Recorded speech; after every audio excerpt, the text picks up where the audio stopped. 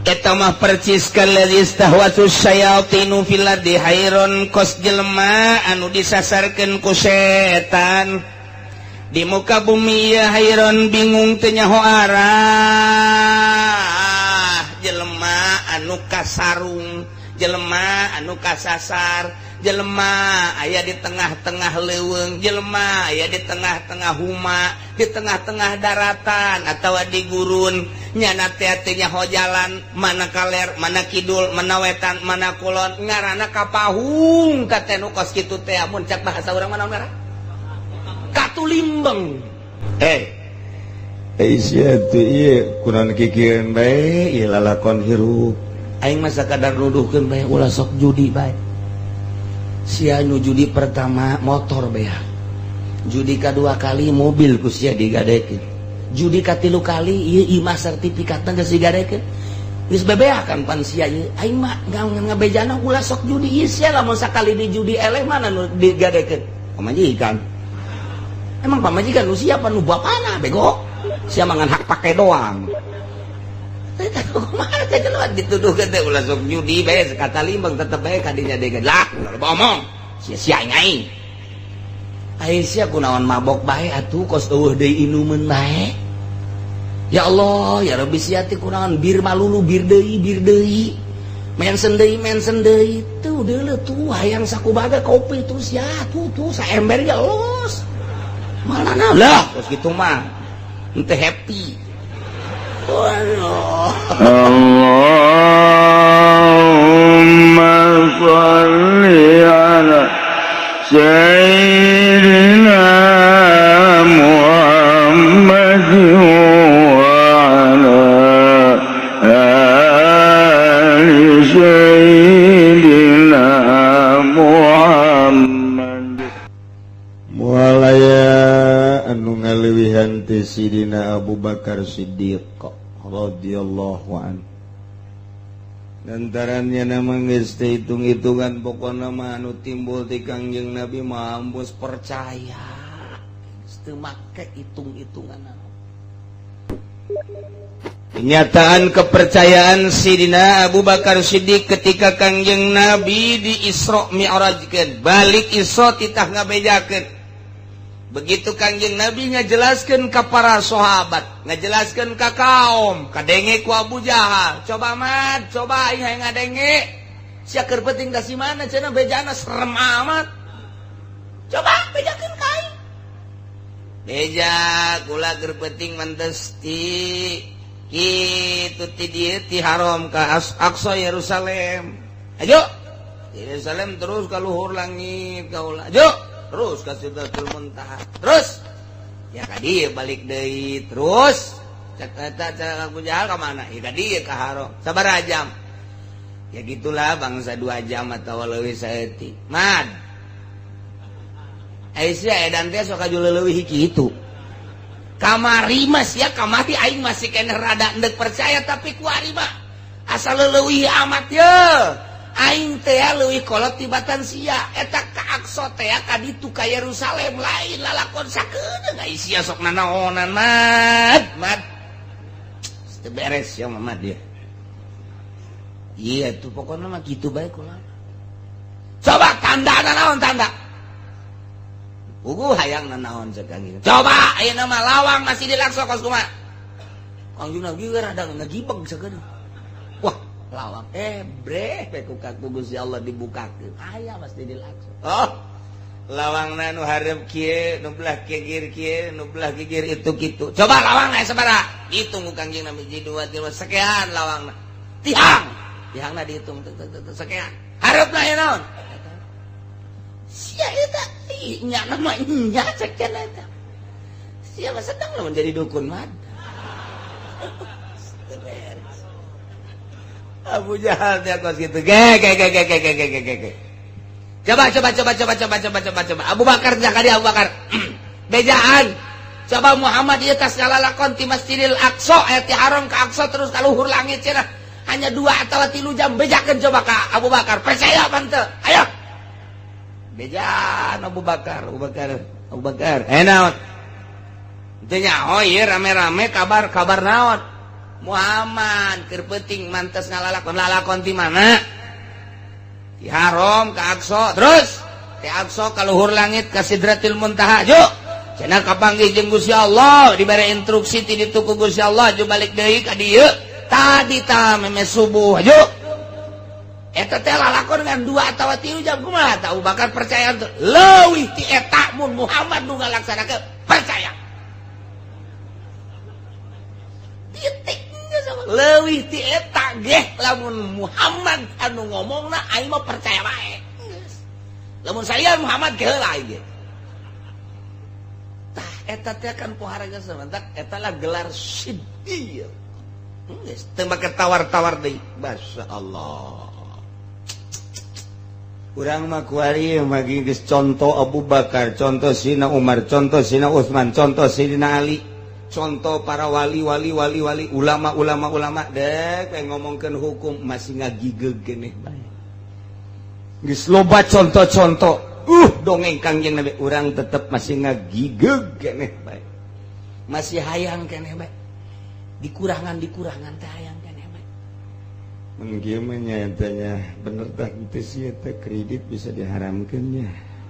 Aing aja teu kaharti.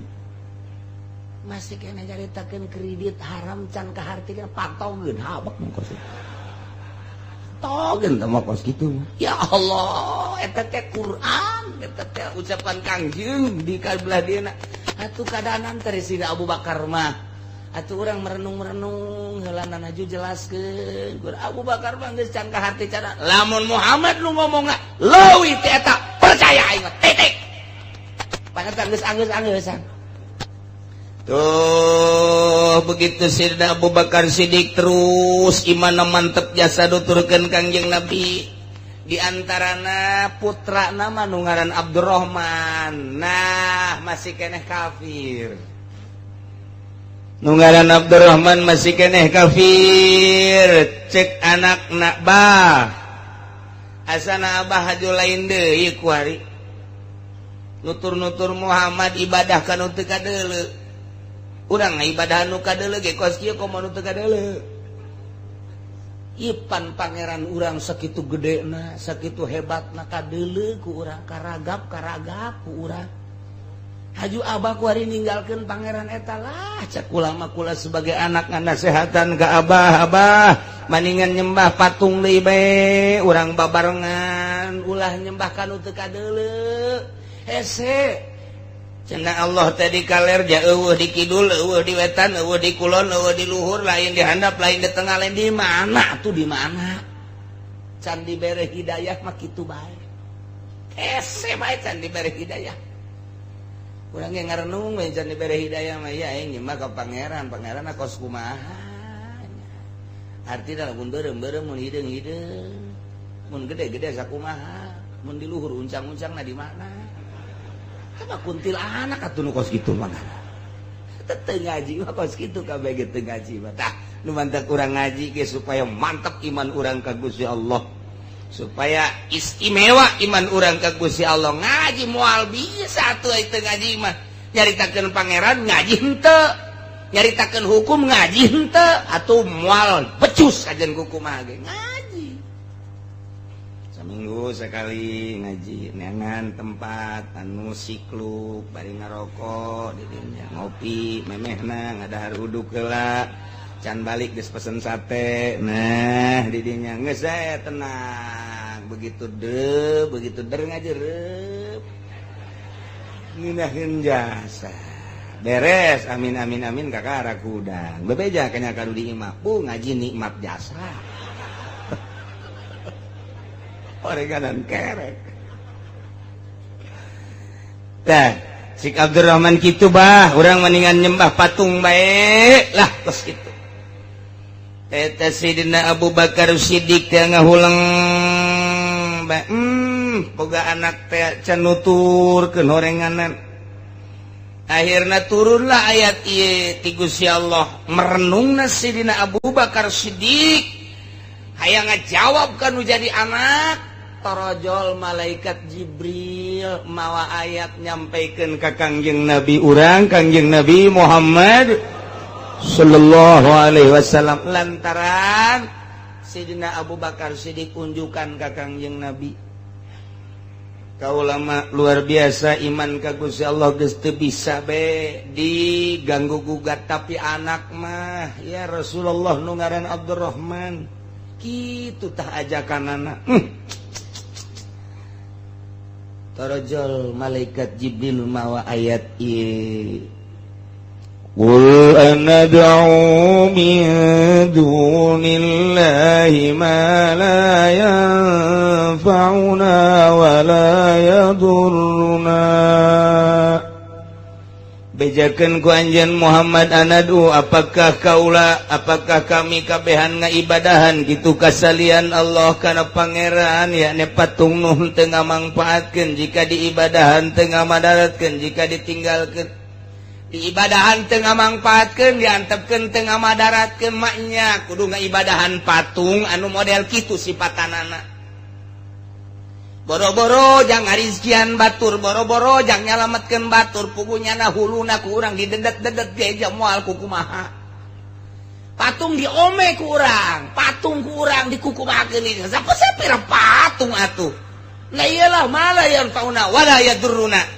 Diibadahan sakitu teu diibadahan sakitu mangpaatna madaratna, diibadahan sugan ngamangpaatkeun diantepkeun sugan ngamadatkeun teu sapira batu. Bejakeun coba Muhammad qul ucapkeun ku anjeun Muhammad anad'u, apakah kami kabehan ngaibadahan salian Allah bentukna patung nu teu ngamangpaatkeun jeung teu ngamadaratkeun. Wanuradu jeung apakah urang kabehan teh kitu dibalikeun deui ka tukang ka masa jahiliyah, dibalikeun ka musyrikin deui nu kuari geus urang boga petunjuk ti Gusti Allah ba'da iz hadanallah, sabada Allah geus tuduhkeun ka urang kana Islam kuari kudu balik deui ka ditu bejakeun manya kudu kos kitu. Ulah artina mah inkari. Eta mah percis kalladzi istahwatu syayatinu fil ardi hayron kos jelema anu disasarkeun ku setan di muka bumi ya hayron bingung teu nyaho arah. Jelema anu kasarung, jelema anu kasasar, jelema aya di tengah-tengah leuweung, jelema aya di tengah-tengah huma, di tengah-tengah daratan atawa di gurun. Nyana teh nyaho jalan mana kaler mana kidul mana wetan mana kulon ngaranna kapahung ka teh nu kos kitu teh mun cak bahasa urang mana merah katulimbeng percis kos lalaki boga pamajikan hiji katulimbeng teh ngaranna sebab kadinya deui tulimbeng tah beujeu geus lalaki teh nyandung katulimbeng. Aduh teh nyaho jalan.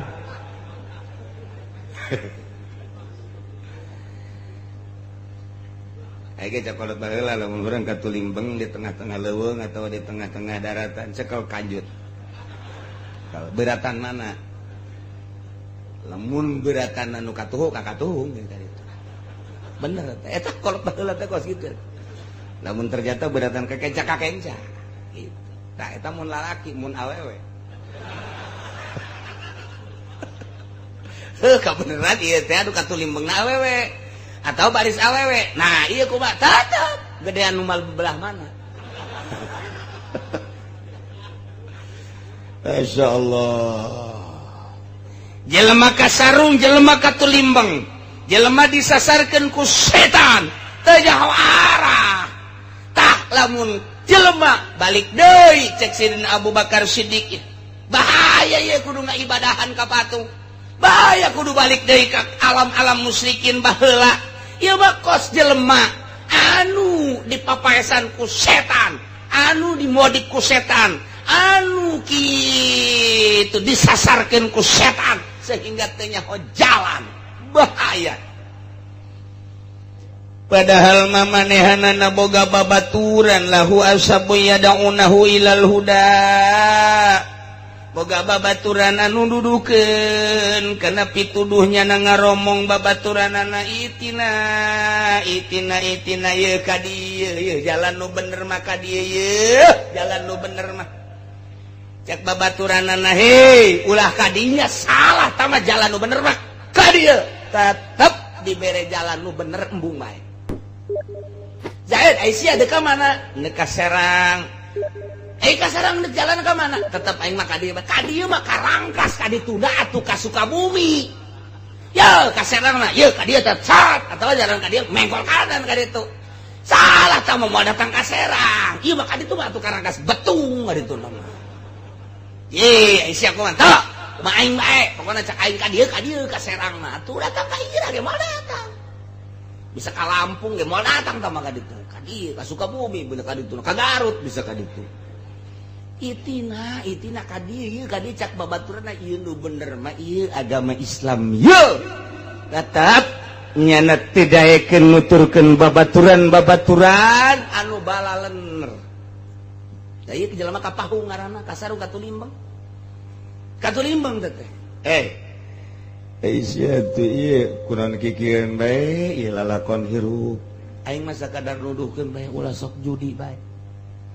Sia nu judi pertama motor bae. Judi kedua kali mobil ku sia digadekeun. Judi katilu kali ieu imah sertifikatna geus digadekeun. Geus bebeakan pan sia ieu. Aing mah ngabejana ulah sok judi ieu sia lamun sakali di judi eleh mana nu digadekeun. Pamajikan. Emang pamajikan nu sia apa nu bapana bego? Sia mangan hak pake doang. Teh kumaha teh jelema dituduhkeun teh ulah sok judi bae sekata limbang tetep bae ka dinya degan. Lah, loba omong. Sia-sia aing. Aisyah kunaon mabok bae atuh kos eueuh deui inumeun bae. Ya Allah, ya Rabbi sia teh kunaon bir malulu bir deui.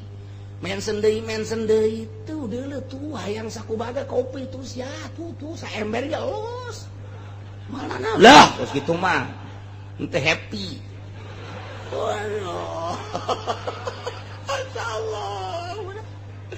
Dituduhkeun eta mah haram tama minuman kos kitu mah geus paling kita ieu bae tuh Sprite atuh ieu bae ieu tah Fanta. Ai endek mah sia tah ulah make minuman kos lah. Tidak menghayal minuman kos kitu mah.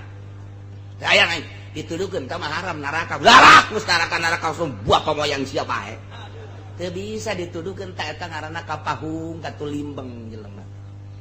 Katulimbang dekawin ge sarua bae sia dekawin mana pemajikan sia cak bapana teh calon pemajikan itu bah. Masyaallah ceng. Abah makarunya ka aceng meunang ngadidik abah hartina wasilah disakolakeun ku abah dipasantrenkeun sia mudirun ge. Aduh, tah ieu sia mah aya tah didikan pasantren mudirun sia saeutik mah.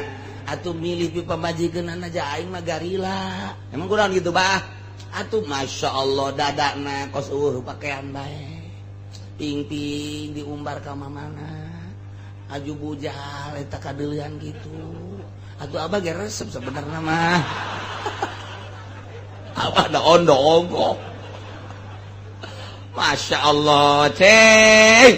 Emang eueuh kitu nu make jilbab, ceng. Emang eueuh kitu make baju panjang. Abah mah garila ieu. Dinasehatan tuh, abah geus ngomong tuh jeung anak mang anu deui pengkolan. Coba dah tepok ka ditu. Tepok. Ditempok ka ditu aya. Make jilbab rapi ditanya kumanehan anak abapana emang anak abah ieu mana anak abah mah masantren di mana masantren di anu lila 15 tahun ke rumah ke asupna umur sabaraha ke asupna umur 16 di pasantren 15 jadi jumlah 3 hiji bangkotan tamat. Aduh eta abah mah resep tah geus aya pendidikanna sia teu kudu hese engkena ngadidikna mandina geus bisa mandi haid geus bisa mandi nifas geus bisa atuh kabelah dina salatna nya mah geus terbiasa maca Qur'anna rapi engke panjang sia keneh engke jangan ngadidik anak abah mah sakitu henteu bah geus bae pokona mah jakula nu neuk ngalakonan rumah tangga geus kumaha kula bae serahkeun ka kula abah nu ngabiayaan urusanna ka ditu kumaha kula pan bloon eta kos bener tah ngomong. Tugas abah mah ngabiayaan tetek geus kadituna kumaha kula jiblon meureun digantung sia ku aing. Kumaha nya bae ta eta ngaranna katulimbang budak teu ngadenge nasihat kolot katulimbang. Nasihatan deui ku bapana. Cak aing sia kudu ka ditu ulah ka dinya. Emang kunaon kitu bah eta mah cak aing.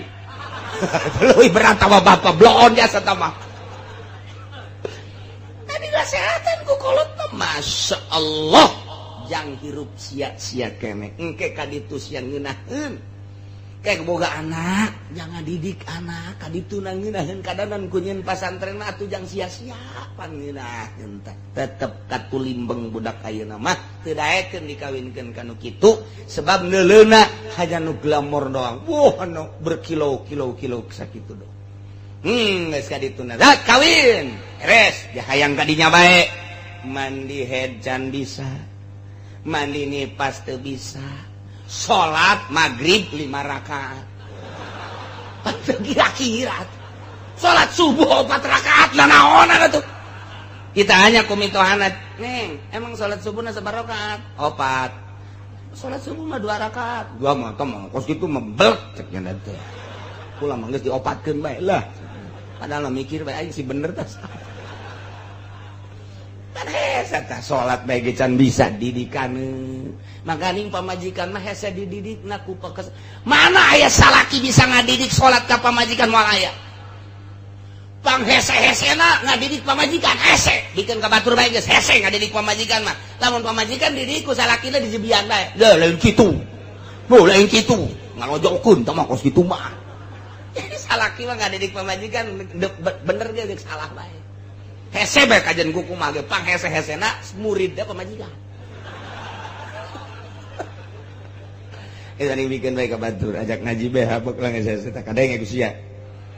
Kadenge. Tuh. Pas salakina hayang nyandung. Pas ngaji kiai ngabahas nyandung. Datang ka imah kadenge eta Gusia. Dah, sekongkol mah kajen kuku mah ge. Pajar persekongkolan.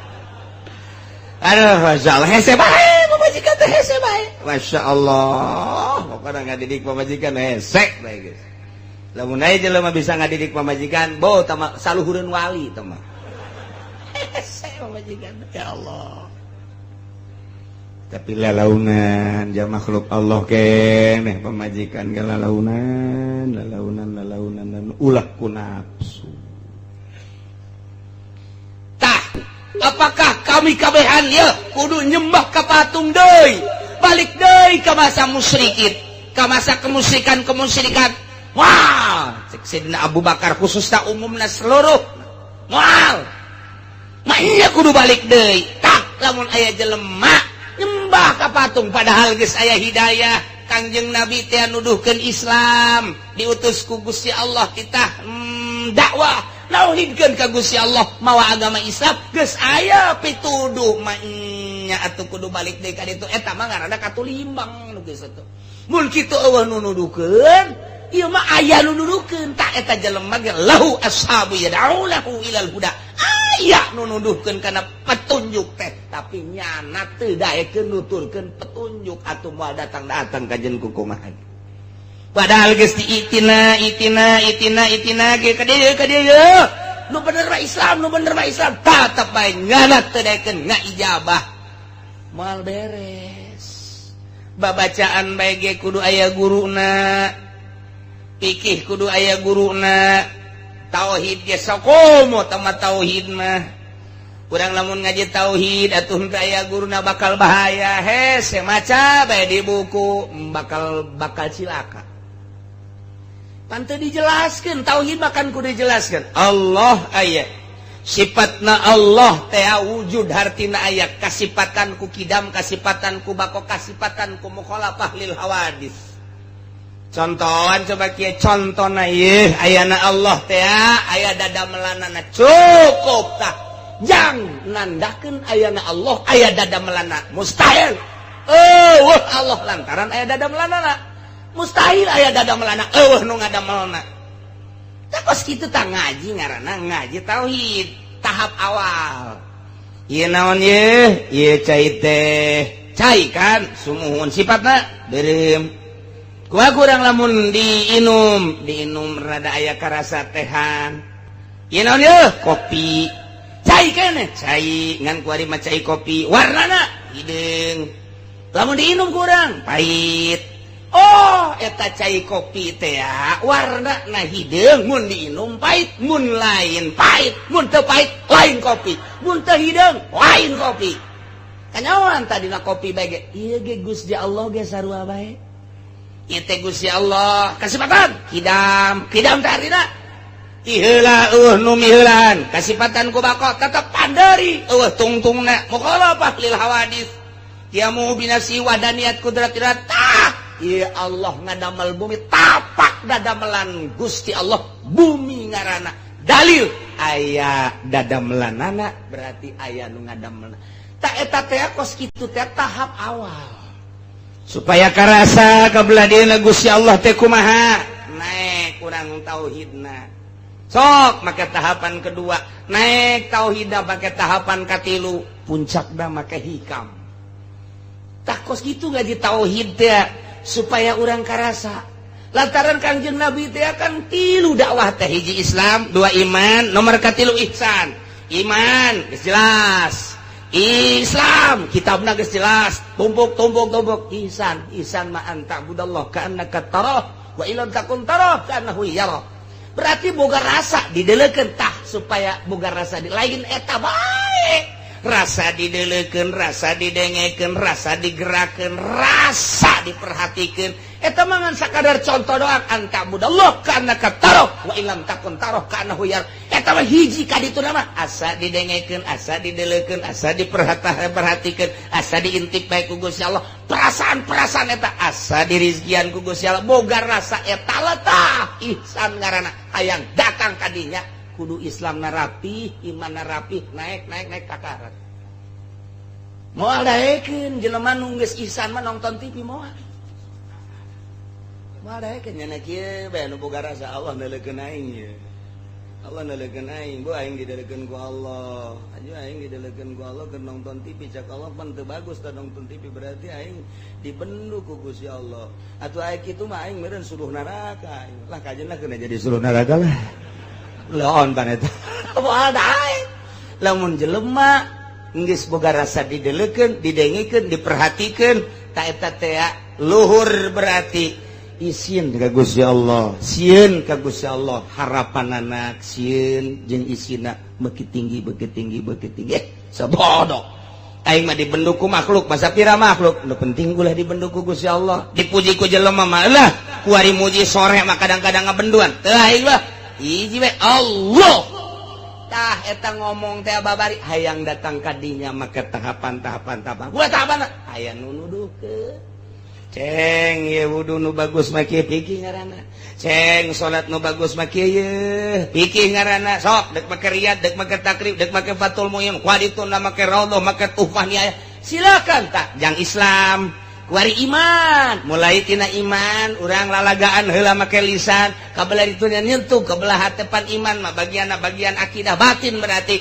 terus dituntun kudu aya guru kabelah dituna urang endek zikir kudu boga guruna guru nu mursyid sing hade kudu nu nyahoeun guruna teh kana tentang nafsu-nafsu nu aya di awak urang abeh engke nafsu tah ieu nafsuna piceun tah ieu ayakeun saha lain sakadar zikir tah zikir nama aja babari atuh asal derendeng zikir cauna gede panjang cauna saeutik pendek jelema susah zikirna 10 bae dinu sugih loba zikirna pan bloon eta kos kitu nah lain zikir kos kituna tetapi ieu melakeun zikir di hiji jelema supaya mantep zikir teh supaya jadi zikir teh hatina jadi teh kumaha jadi tetengger engkena mun haram bae halal bae wajib bae kudu kumaha teh melakeun zikir teh supaya ulah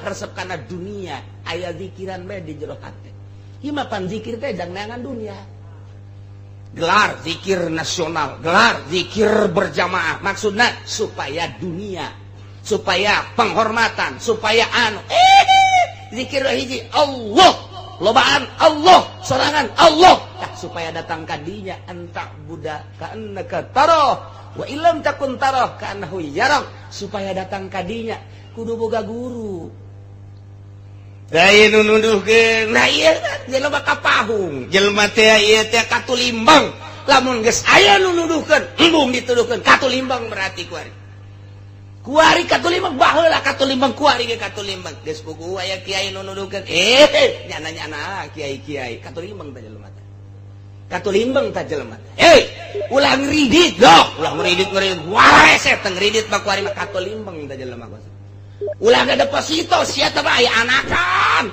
jak tiba heula ge duit mah tilok anakan nu anakan mah bebek sia kunaon teh alah geus sarang esek kuari usaha mah katulimbang teh mah nu kos kitu ngaranna ulah mabok atuh haram mabok we katulimbang teh jelema geus aya pituduh tapi tetep bae nyana mung ngadengikeun pituduh mung nuturkeun pituduh ulah zina atuh tapi zina we katulimbang hei para penguasa ulah datang ke jujur jeung ada si jujur atuh sia tanggung jawab sia amanah sia tadi pundak sia mun sia modal keur kos kitu asana di akhirat dikarabekeun di neraka sing ade sia amanah ti rakyat sia salurkeun duit-duit rakyat ku sia sing ade ya dah ngocoprak bae ka kiai katulimbang tah kos kitu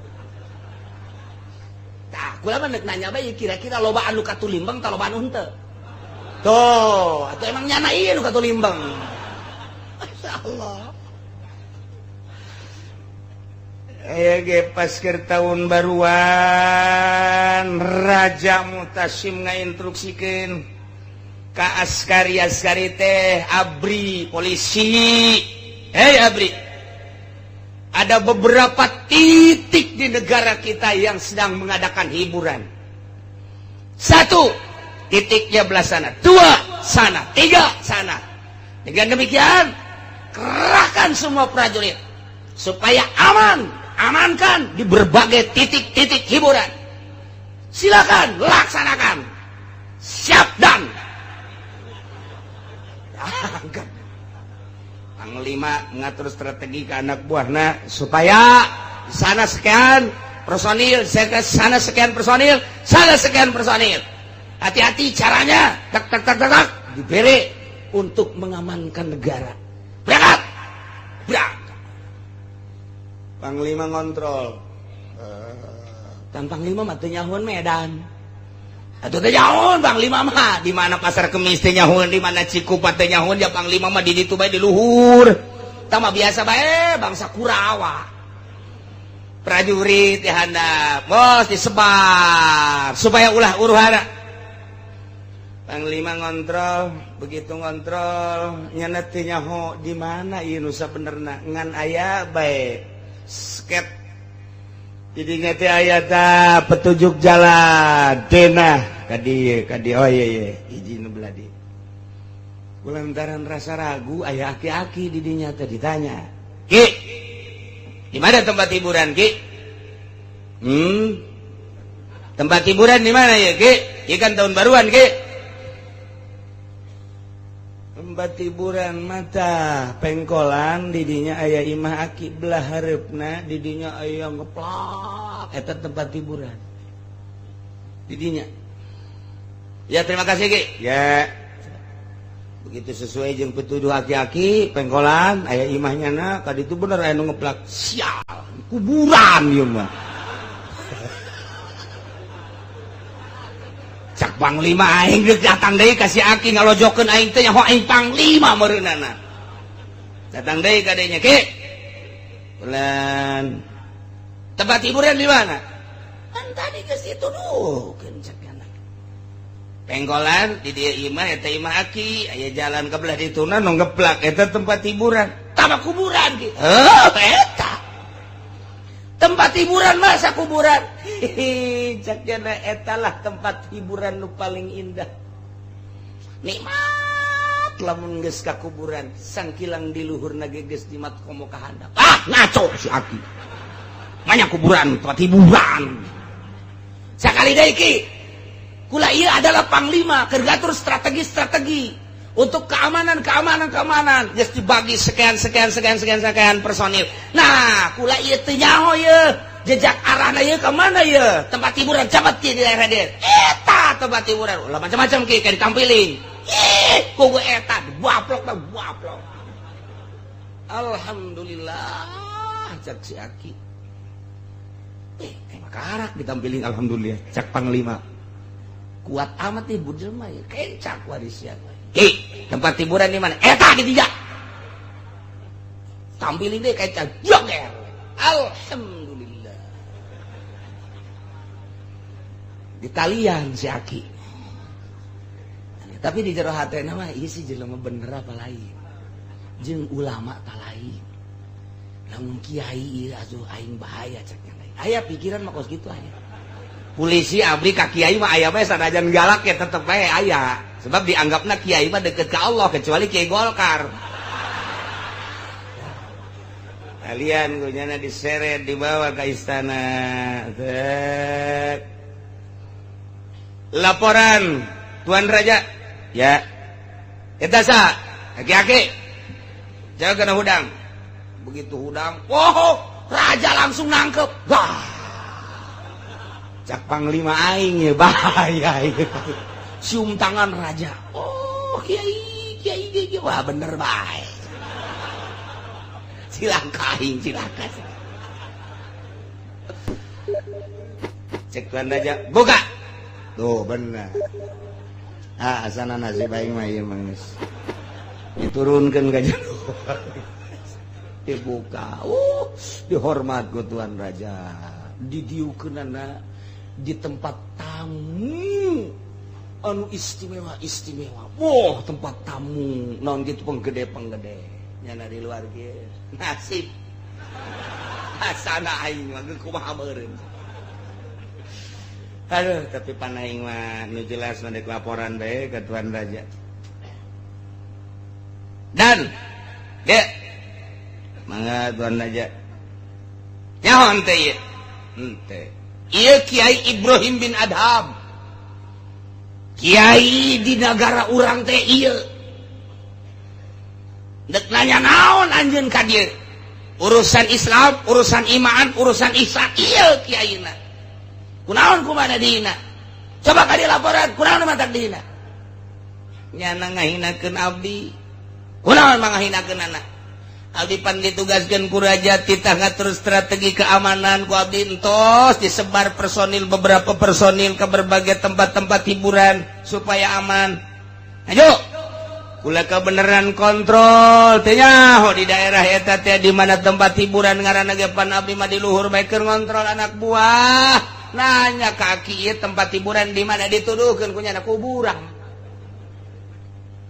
Bener Kiai nuduhkeun kuburan bener. Pan atuh Kiai bisa nuduhkeun tempat hiburan ka kuburan lain tempat hiburan masih.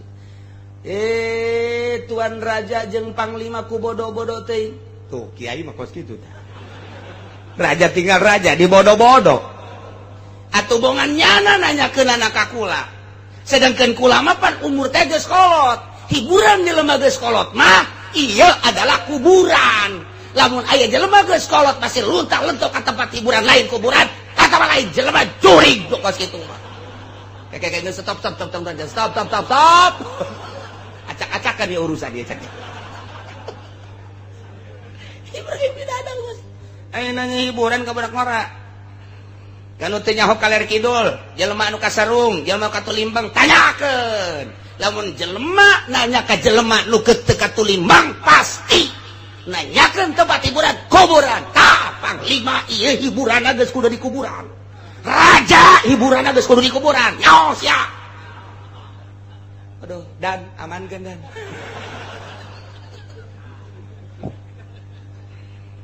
Tapi asup ka jero hate Tuan Raja. Oh, jadi jelema kolot bagus teu layak hiburan rarame. Hiburan nu kolot mah geus kudu ka kuburan. Hiburan teh geus macam-macam. Tah, jadi nasihat seorang ulama anu ikhlas, nasihat seorang waliullah anu ikhlas. Teu pamrih dekasah sebab naon? Eueuh unsur hayang di alam, eueuh unsur hayang di dere, sekalipun raja keur kasarung jeung katulimbeng mah luruskeun itina. Panglima perang kasarung tuduhkeun ieu teh. Ngan ieu mah caritana nuduhkeun jalan ka Allah. Masa sih kudu make hiburan-hiburan? Tahun baru lain ngadoa ka Gusti Allah hiburan. Ieu ngaranna jelema katulimbeng. Lamun di lembur urang tahun baru lain ngadoa ka Gusti Allah katulimbang. Cenah eta mah Ki Haji katulimbang. Cenah eta mah pamarentah katulimbang, bin katulimbang. 3 kali bin tah mah. Katulimbang ya di Indonesia kuari tahun baruan lain ngadoa ka Gusti Allah tahun kaharep mudah-mudahan dibere jembar segala rupana urusan rezeki kahirupan sehat dan lain sebagainya ditingkatkan ibadah lain ngadoa kos kitu hiburan. Nah di Indonesia teh camat mun ngayakeun hiburan tahun baru camat katulimbang, lurah mun ngayakeun hiburan lurah katulimbang bin sabaraha bin eta katulimbang lain cakula cak Ibrahim bin Adham dina dongeng supi na kos kitu ulah katulimbang cenah hirup mah atuh geus kolot mata hiburan teh ka kuburan cek Raja Mu'tasim teh ke maksudna ka kuburan teh hiburan kumaha hehe deuk geus kolot mah deuk ka mana deui mun lain ka kuburan sedengkeun di kuburan kapanggih jeung Allah kapanggih jeung nikmat kubur. Di dunia mah urang kuari salat, di kuburan mah teu kudu salat. Di dunia mah urang kudu maca Quran, di jero kuburan mah teu kudu. Di dunia mah kuari kudu puasa, di jero mah geus teu kudu. Berarti kan urang teh terhibur di jero kuburan teh ku kaindahan-kaindahan kuburan. Tah nu geus kolot tah kudu boga pikiran kos kitu, Raja. Amankeun. Bahaya ieu mah. Ngamuk bahaya nu kos kitu. Cek Raja Mu'tasim Kiai geus lah ulah loba omong ku imah dibere bingkisan bae nya bahwa ka imah geus ulah loba omong hiburan mah hiburan atuh kami anu karolot di dieu geus teu kudu hiburan mama mah di itu di imah bae geus naon dieu bingkisan naon hah gede apa leutik itu kan pun gede leutik ya leutik teu hayang aing teu beli mobil teh mah kos Fortuner tah kan bloon eta ge kos gitu tah tapi Ibrahim bin Adham haram kura nganasehatan raja nganasehatan panglima kudu nyokot hadiah haram beusi nasehat kula diojol jeung nasehat jeung hadiah haram kula mah kuari ulah coba-coba nasehat kula diojol jeung hadiah kula titik kula mah dek balik bae lantaran kula ka dieu diseret kula seret deui ka ditu ulah sakumaha raja ulah aya tuh banyak seret deui sakumaha aslina bae kula mah geus pokona engke ieu mah nek dibawakeun kuda nu pang bagusna dianterkeun ka panglima sadiakeun kuda teh hayang lantaran ngahormat teh kuari teh lain ti awal sebab kuari bagus jauh bahwa ieu teh kudu dihormat ai kitu mah berarti rakyat lu teh dikayohkeun ku raja mah tilok dihormat raja bloon wah malik deui bae ka aing mun deuk kahormat deuk nu wau ngaran raja hormat tuh kos kitu mah ieu bagus kanyawang karak dihormat deuk kanyawang teu dihormat atur rakyat nu sejen meureun bahaya geus cak raja gesak raja tuh gara-gara sia si panglima apalah ya nasihat teh yes kula mah hadiah moal diojol nasihat kula jeung hadiah dipersilahkeun make kendaraan bagus teu hayang ka ulama mun teu daek nyeret kula mah dek lempang bae balik ka ditu henteu kula mah dek balik wah kajen teh disadiakeun kendaraan bagus tetep lantaran awalna teu bagus ye lamun awalna dihormat kemudian dipapageun balik lagi dipapageun oh masalah kula mah geus moal robah tapi awalna ieu kos kieu geus sayang kula mah ulah balik kula mah wassalam tinggal raja bae jeung panglima sia sia tuh kula penting ya di jalan kapanggih deui jeung wakil panglima stop berani-berani jelema cumplang-campling kieu ka istana mah teu meunang didatangan ku jelema cumplang-campling kieu kudu nu make bintang minimal bintang 7 puyang-puyang sia nya nama cicing saya abdi hamba Allah aya ngaranan sa hamba Allah bae sakali deui awas. Awas sakali deui, awas. 1, 2, 3 teu ngajawab nu bener, nista maja utama. Sikap. Teu nyaho ya wakil panglima. Saya abdi hamba Allah, talian deui. Talian diseret deui ka istana. Lapor. Ya, cek Tuan Raja. Abdi mau sakitan. Saya teu beres si jelema. Coba udangkeun, begitu datang. Yo, kiai deui bae. Cak panglima sia. Ka wakil kunaon diseret eta? Emang kunaon? Kakarak balik ti dieu, nang nyeret aing. Aduh, cek lan aja ke aya perihal naon deui, Nangtung. Dio ke. Lapar coba lapar tah. Kunaon yen mantak diseret? Abdi menghormati Tuan Raja jeung istana sebab ieu keluar ti istana teu layak jelema kos kieu pasti ieu jelema edan. Wah.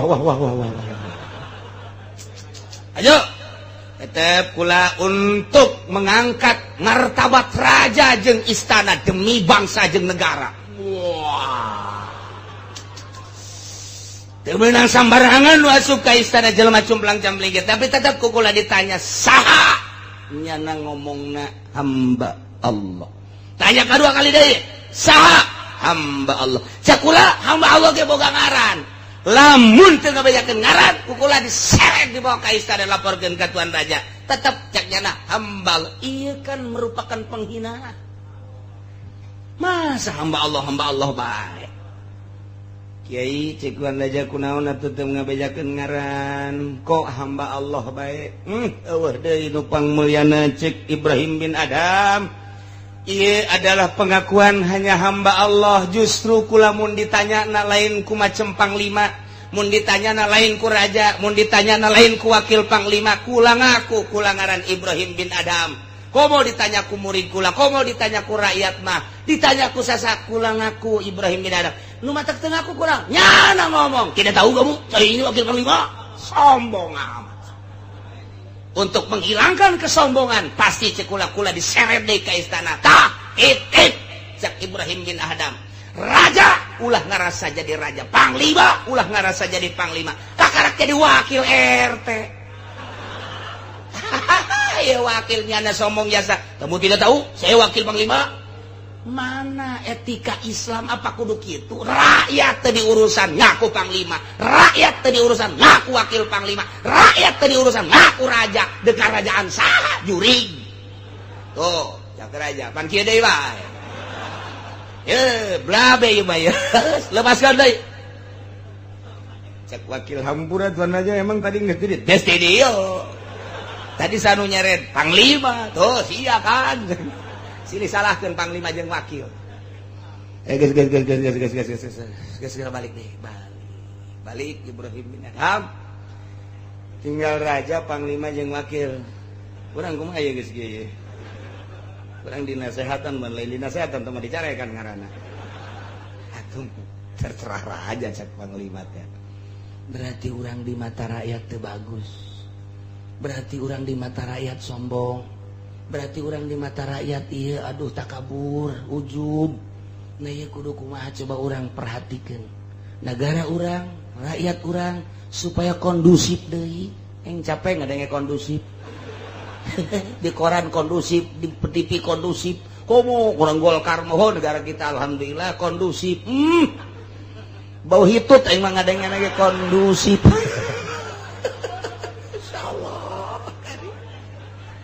Ayolah gara-gara tahun baru seperti eta instruksi Raja Mutasib. Wahai panglima, wahai para penggawa, tidak terkecuali hentikan semua gitu naon hiburan-hiburan, ganti dengan zikir, ganti dengan doa. Tidak terkecuali baik muslim maupun non muslim, sebab negara orang negara Islam. Hentikan hiburan, ganti doa bersama. Kakarak, rakyat luar biasa menyambut instruksi raja. Urang mah ulah jauh presiden heulanan atuh bupati-bupati jangan milih ente pan nyaputnya mahal kan eta nebusna maka sabaraha duit coba tuh nasehatan bupati anyar si urang coba kita doa bersama hiburan hentikan tetek celi anjing datang gadaikeun celi kula mah ulah tuh jangan ente kan milih tah nasehatan atau coba hentikan hiburan sekupna luhur teuing bupati mah camat bae coba nasehatan cak camat kan di negara kita mah demokrasi silakan semau-maunya aja berarti camat teu boga rel yang konspirasi babok habak ku rel nu konspirasi coba nasehatan lurahna lurah deui keur kancolah mana atuh untuk mengadu supaya agama lempang ka lurah kos kitu ka camat kos kitu ka bupati kos kitu mesti ka mana atuh ieu agama supaya lempang. Nah gitulah cerita di tahun baru Ibrahim bin Adham katangkap ku Raja Mutasim akhirna raja mah luluh lantaran nu nganasehatanana asli embung dibere hadiah asli embung dianterkeun dipuja-puja istimewa lamun kos kitu dakwah teh mun teu diojol jeung pamere teu diojol jeung hadiah rapi dakwah teh nah ieu lah keur carita itina lain eueuh pan sobat urang nu duduhkeun kana bener tapi geuninganan teu darekeun kana bener urang nasehatna ojol lamun nu ngundangna nu sugih nu bebereana gede buleudna lamun anu ngundang ka daerah mana ye? Daerah anu. Nah, malah ieu mah kadinya mah keur ieu ge. 200.000 na naonan. Beak tekor atuh aing. Tak mal narima deui. Dakwah naon teh kos kitu teh. Nah, ieulah di negara urang teh bok-brok teh geus mimiti pedagang pemerintah nomor 1 pedagang, petani bok-brok ka kiai-kiaina bok-brok kabeh. Tapi urang masih aya kesempatan. Ya Allah mah maha gopur narima soteh kapan kanu loba dosa urang sadar bahwa di diri urang loba salah loba dosa pemerintah sadar ku dosana pedagang sadar ku dosana petani sadar ku dosana karyawan sadar ku dosana kiai santri sadar ku dosana mantak naon urang mulai lembaran baru di tahun baru urang mulai lembaran baru dimimitian ku doa ka Gusti Allah supaya hirup urang di tahun ieu leuwih bagus tibatan tahun nu kamari mantak naon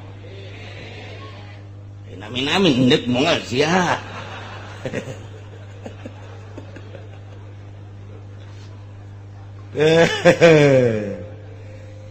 walahu ashabu yad'unahu ilal huda itina cek babaturan ieu ka dieu tapi pala yujibuhum tiraek nyubadanan kul bejakeun ku anjeun Muhammad inna hudallahi huwal huda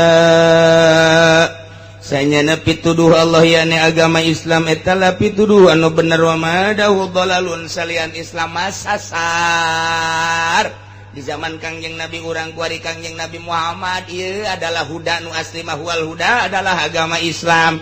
Kristen dolal, Yahudi dolal, Protestan dolal, Katolik dolal, Konghucu dolal. Selain daripada Islam, Islam mah wal huda.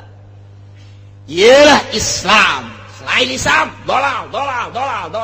Sasar, salah. Urang mah alhamdulillahirabbil alamin wa umirna linuslima lirabbil alamin jeung diparentah urang kabehan supaya urang nurut pasrah ka Allah sebagai pangeran alam kabeh bisa wa urang umirna diparentah urang sadaya ay aslimu sing narurut maraneh kabeh salaladar maraneh kabeh pasrah li rabbil alamin. Nomor kahiji nomor kadua wa nakimu supaya akur dimodif linus lima ay aslimu kahiji nomor kadua bi an nakimu shalah supaya ranjen ngalaksanakeun salat wattaku jeung kudu sadarieuna ranjen kabeh ka Gusti Allah wa huwallazi ilaihi tusyarun. Gusti Allah teh nu bakal ngumpulkeun ka urang kabehan ke bakal digiring ka mahsyar tempat kumpul dihijikeun maksudna lil hisab rek dihisab. Dirang bakal ditanya umur sabaraha urang dipake naon eta umur salira di dunia urang boga harta dikamanakeun eta harta urang salira di dunia nyokotna ngalana ngahasilkeunna meunang ti mana digunakeun ka mana nu boga ilmu bakal dihisab ilmuna sia dibere ilmu digunakeun ka mana eta ilmuna dipake nuduhkeun ka aing apa dipake di dunia ieu lah nu bakal dihisab kabelah ditunang ke mata urang diperbandingkeun ciri urang diperbandingkeun antara bener jeung salahna sungut urang irung urang kabeh awak urang nah ieu bakal dihisab engke iyalah wa ilaihi wa huwa allazi ilaihi tusyarun bakal digiringkeun dihijikeun dikumpulkeun ke jaga di mahsyar urang bakal neuleuh timbangan mizan ngaranna belah ditu bakal neuleuh jembatan Shiratal Mustaqim seuneu ngagedur-gedur belah ditu neraka ke aya surga nu bisa nyebrang di jembatan Shiratal Mustaqim berarti lulus ka surga nu teu bisa nyebrang ieu bakal sing jarungkel ka neraka setelah dihisab masyaallah.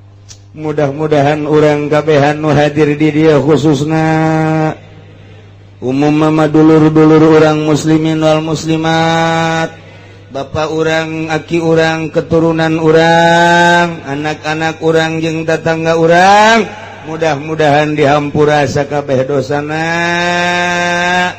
ditenden dina tempat anu mulya ku Gusti Allah yakni ditempatkeun dina rahmat Allah Subhanahu wa taala di kuburanana lega jeung caang di akhiratna dihidikeun di bawah bendera Kangjeng Nabi urang Kangjeng Nabi Muhammad sallallahu alaihi wasallam wa huwa alladzi khalaqas samawati wallahu a'lam.